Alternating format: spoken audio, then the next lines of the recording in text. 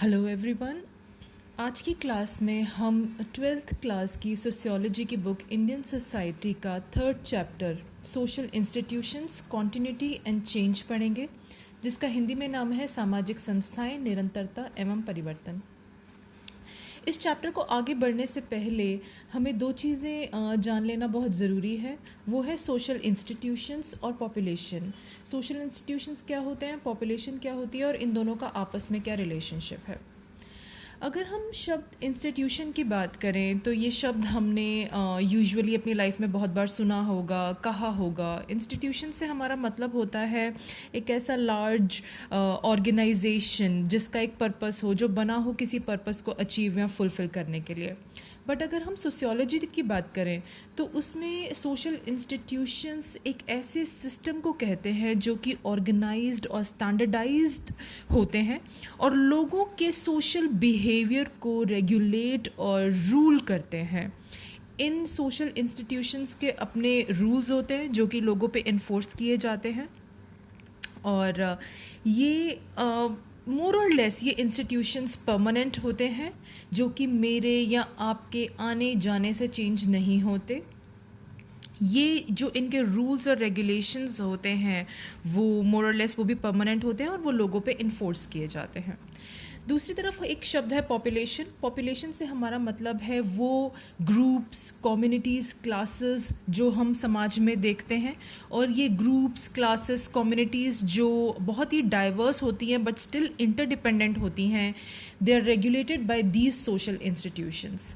Social institutions के बहुत सारे एग्जाम्पल्स हैं, जैसे फैमिली, कास्ट और भी बहुत सारे एग्जाम्पल्स हैं। लेकिन आज जो सोशल इंस्टीट्यूशन हम पढ़ने वाले हैं इस चैप्टर के अंदर या इस लेक्चर के अंदर, वो है हमारा कास्ट, जिसे हिंदी में कहते हैं जाति, एंड द कास्ट सिस्टम, जाति व्यवस्था। अगर भारत में हम देखें कास्ट को, तो कास्ट एक बहुत ही प्राचीन, एक एंशिएंट सोशल सिस्टम है जो कि हमारे हिस्ट्री और कल्चर का बहुत ही हज़ारों सालों से पार्ट रहा है। और ये एक ऐसा इंस्टीट्यूशन है जिसका एग्जिस्टेंस हम आज 21वीं सदी में भी देख सकते हैं। ऐसा नहीं है कि ये जो जैसा पहले था वैसे ही आज ही देखने को मिले, नहीं। इसमें विद टाइम इसके अंदर बहुत सारे बदलाव आए हैं, बहुत सारे चेंजेस आए हैं। तो जो कास्ट एज एन इंस्टीट्यूशन है वो विद द टाइम काफ़ी बदला है, और इसी चीज़ को हम पढ़ने की कोशिश करेंगे कि कास्ट एज अ सिस्टम है क्या, वो पहले क्या था पास्ट में, और वो प्रेजेंट में क्या है, और इसने आज जो हम इसे किस रूप में देखते हैं। तो हम कास्ट इन द पास्ट की सबसे पहले बात करेंगे कि पहले के समय में ये कैसा था। तो हम सबसे पहले दो चार बातें जान लेते हैं कास्ट के बारे में। That it is unique to Indian subcontinent, मतलब ये एक भारतीय उपमहाद्वीप की खासियत है। कास्ट जिस तरीके से हम लोग समझते हैं वो सिर्फ भारतीय उपमहाद्वीप में ही आपको देखने को मिलेगा, और ऐसा कोई देश नहीं है जिसमें इस तरीके का हायरार्किकल कास्ट पैटर्न आपको देखने को मिले। और ये एक ऐसा इंस्टीट्यूशन है जो कि पहले तो was very specific to Hindu society, लेकिन धीरे धीरे ये और बाकी सोसाइटीज़ के अंदर और बहुत सारी कम्युनिटीज़ ने इसको अपनाया, और आज हम देख सकते हैं कि मुस्लिम्स, क्रिश्चियंस और सिख कम्युनिटीज़ जो हैं उनके अंदर भी कास्ट और सब कास्ट जैसी चीज़ें देखने को मिलती हैं। जो ये शब्द है कास्ट, ये पोर्चुगीज़ वर्ड कास्टा से लिया गया है, और जिसका मतलब होता है प्योर ब्रीड, विशुद्ध नस्ल। और जब हम हमारे देश में कास्ट को देखने की बात करते हैं तो दो बहुत ही इम्पॉर्टेंट चीज़ें देखने को मिलती हैं। एक तो है वर्ण और दूसरा है जाति। वर्ण जो है वो बहुत ही ब्रॉड टर्म है जिसके अंदर हम चार कैटेगराइजेशन देखते हैं। वर्ण ब्रॉड कैटेगराइजेशन के साथ साथ इसका लिटरल मीनिंग होता है कलर, यानी रंग।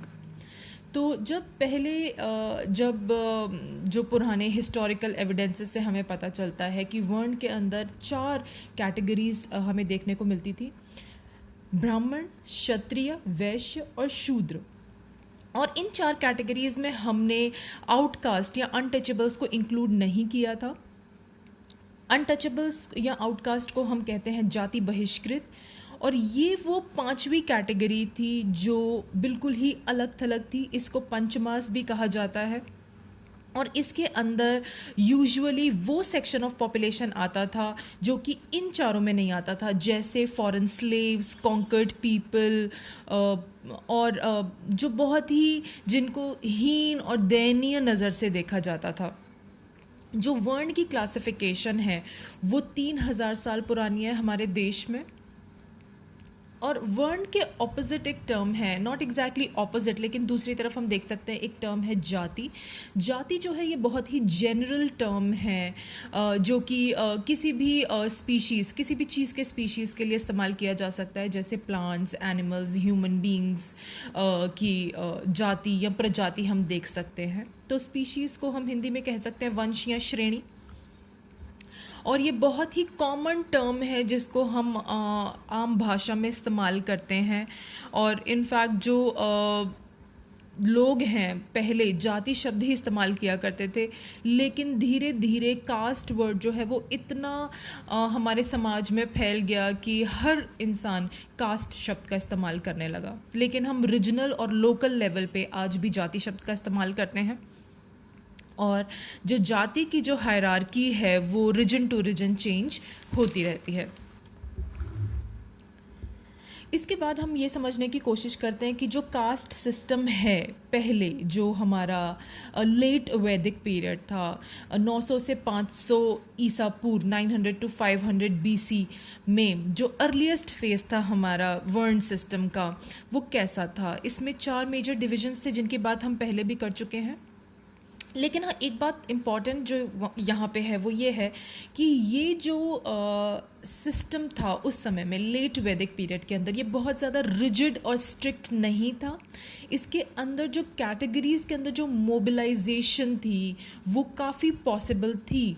लेकिन पोस्ट वैदिक पीरियड के अंदर जो हमारा वर्ण सिस्टम है वो बहुत ज़्यादा रिजिड हो गया। उत्तर वैदिक काल में ये बहुत ज़्यादा स्ट्रिक्ट, रिजिड और कठोर बन गया।